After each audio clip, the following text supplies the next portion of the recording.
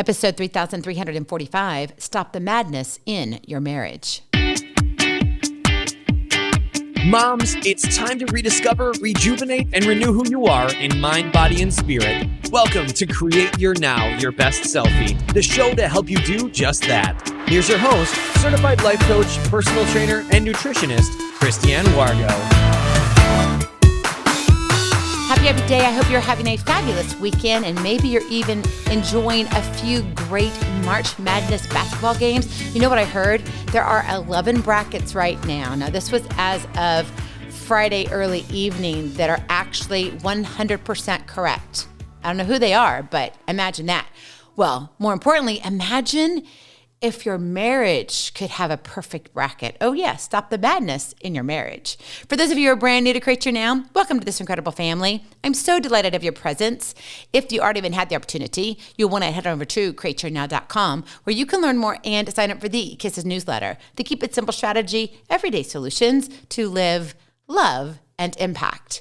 Well, this episode is brought to you by AIM, inspiring connection and community. Well, if you want a date night, a great date night, mark your calendar right now, April 2nd. Oh, yes. Okay. And 10 days thereafter. But you know what? It'd be more exciting if you went on the day it opens in the theaters. And that is the movie called Someone Like You. It's by Karen Kingsbury Productions. It is an incredible movie.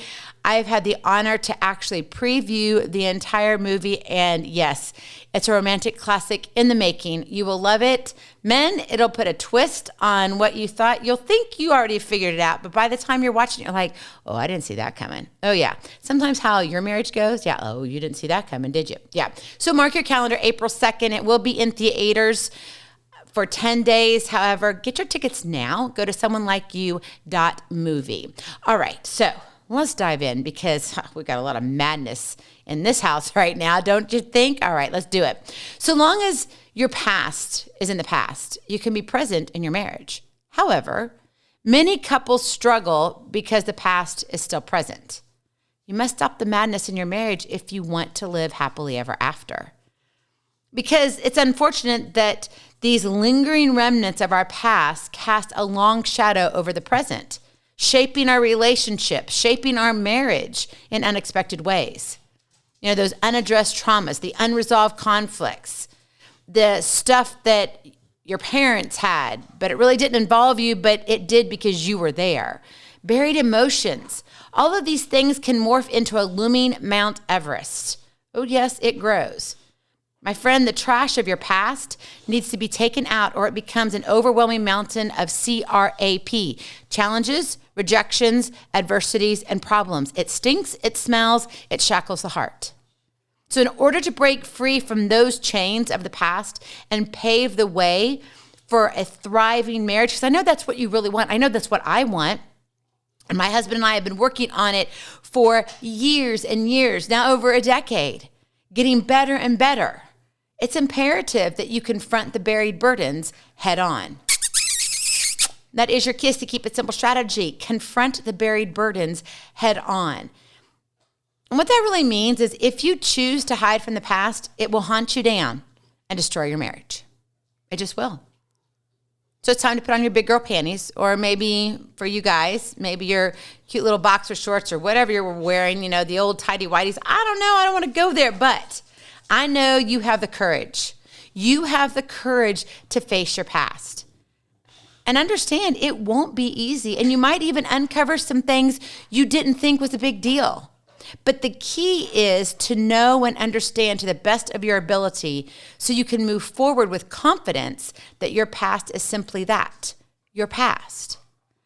So I want you to think about where you are right now. How's your marriage doing? If you had to rate it on a scale of 1 to 10, yeah, but I don't want you to use that scale. I want you to use a scale of 1 to 5, and you can't use 3. Oh, 3 is invisible. You know how they don't have a 13th floor on hotels? Well, in this scale, you don't have a number 3 either. You only have 1, 2, 4, 5. Which is it? 5 is like you're in love, you're on top of the world, you're working it out. That doesn't mean you don't have problems, okay? Because no matter how awesome your marriage is, you're always going to have troubles and struggles. But can you work them out? Okay? Can you get over the hump? If so, yeah, you can be a 5. The 4 is, nope, we still have some drag out fights, but we still love each other very, very much. 2 is like, we're there. We exist. It's okay. But who really rules the roost? Oh, maybe it's the kids. And 1 is, we're barely surviving. I don't even know what's going to happen tomorrow. We're all walking on eggshells. Life is just unpredictable. And quite honestly, I think maybe divorce is in the picture. Okay, those are your options right there. So what's your number? And I know a lot of us don't want to put a number on where we're at. You go to the doctors and they're like, well, how bad is your pain? And they've got that scale of 1 to 8 or 1 to 10. They'll say, oh, well, how are you feeling with this? They give you that scale, right? And then you want to lose weight and you're like, I don't want to get on that scale. We're all afraid of numbers, but today I don't want you to be afraid of the number, right? If you're working with the thought madness right now that we're doing, if you don't know about it, go to episode 3333. That's our first episode here on the podcast that we did, Thought Madness. It is in conjunction with March Madness for basketball, but we've got a lot that's changing, right, in our life, and we can do better. And sometimes we have to look at our numbers in order to do better. Right? If you go and look at your bank account, your number's going to tell you whether or not you have money in your account or not. Right? And sometimes we don't like what we see. And it's kind of a not so great thing. But it is okay. Somehow you get over the hump. Somehow you figure it out. But if you don't know what you don't know, if you don't acknowledge what you don't have, or acknowledge where you are, how can you get beyond that? So let's talk about how you can confront the burden head on. What does that look like in real life? Number 1, you have to acknowledge and accept the past. Self-awareness, right? It serves as a first step towards healing. You've got to recognize the impact of past traumas, generational patterns, unresolved conflicts. How does all of that affect your present behavior and your relationships? And it's not just like, oh, yeah, whatever. I can kind of see where that is. And then you move on. No, I'm talking about digging deep. I'm talking about having those hard questions asked of you. And it's more so an internal conversation. Now, yes, I wholeheartedly believe go to counseling and therapy. Get a marriage coach. Someone who knows what they're doing that can help serve you. But if you don't want to start there, which is fine, then you can start having this internal conversation, the introspection with yourself. But you've got to acknowledge and accept the past. You've got to know, what is it that I'm hiding from? Because you can't heal what you don't acknowledge. So stop using the excuse of not knowing and learn what has been holding you back in your past. It's very interesting. We don't like to look at our past. But our past is what? It's a limitation on us. And if we have limitations, those limitations in our life can become permanent excuses. And those permanent excuses can be affecting your foundation in your marriage. And pretty soon, those cracks and crevices that are developing in your foundation are going to split apart so bad, it's going to be like an earthquake came in, and you're not going to be able to survive it. And the big D is going to happen. It's called divorce. I don't want you to get there. And if you're close, if you're at the 1, 2 number, maybe even floating 4, because you float between 4 and 2, let's look at your past. By confronting those shadows with honesty and vulnerability, you make a way to reach the freedom to love deeper. But you've got to be willing to sit there and look at things. And it's hard. I know, I get it. But let me tell you, there is freedom in it. There is. And it's not going to happen overnight, by the way. Right? Your past is decades worth of living, right? So don't think this is going to be done in a week. When you're making changes for yourself, and then you want to make changes as a couple, you're talking about day in and day out. It's a full-time job now.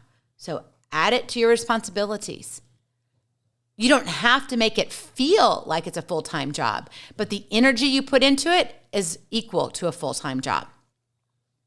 Let me tell you this too. If you're looking at saying, Kristianne, there's just no way that my marriage can be saved. There's no way I can have a better marriage or that I can do better or whatever it is. Let me tell you this. It takes 1 to start and 2 to finish.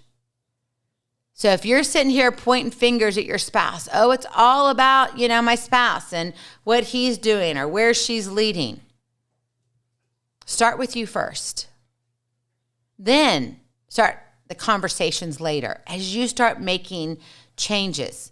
Then you can extend the conversation to your spouse.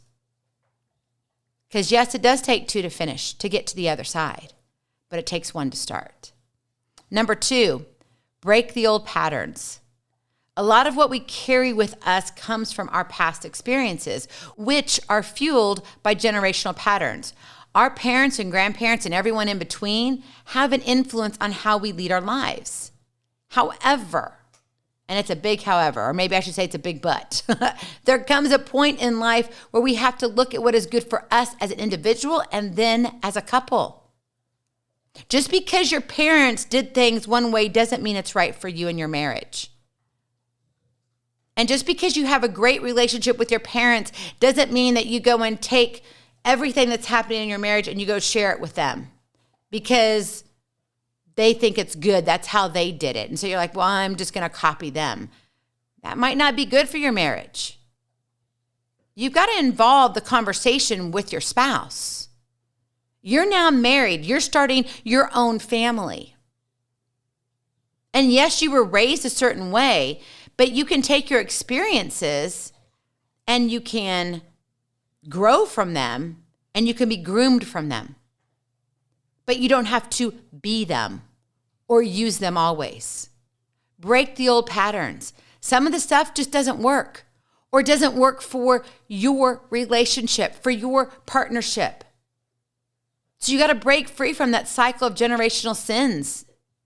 Create a space for personal growth and relational harmony, meaning you're coming together as 2, right? You start with 1 and then it takes 2 to get to the other side, right? Author Haruki Murakami said, if you can't understand it without an explanation, you can't understand it with an explanation.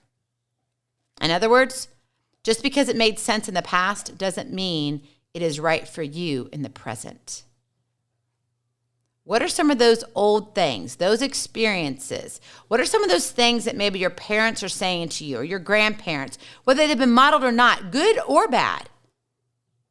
But they may not be right for you as your family, as husband and wife. It's important to look at that. And then finally, number 3, forgive to let go. Forgiveness is a gift you give yourself first. When you forgive, you are giving away what is burying your heart deep in the dungeon of despair. And then it's that forgiveness that sweeps away the dust bunnies and the nooks and crannies that steals away your courage to heal from your hurts. You can heal. We've all been wounded. Some of us more than others, yes. And it's not about comparison. You've got to look at your situation directly. You may have had some abuse in your childhood. Maybe you had abuse in past relationships. It was beyond childhood, but it's past relationships. But now you're married and now you're finding that, I got to deal with this thing that happened, these 2 past experiences ago of relationships in order for me to get right with where I'm at because this is who I love and I want to love for the rest of my life till death do us part. You can heal, but you have to forgive to let go. That doesn't always mean that you forget. You got to forgive. That forgiveness gives you freedom. That's why it's a gift to yourself first.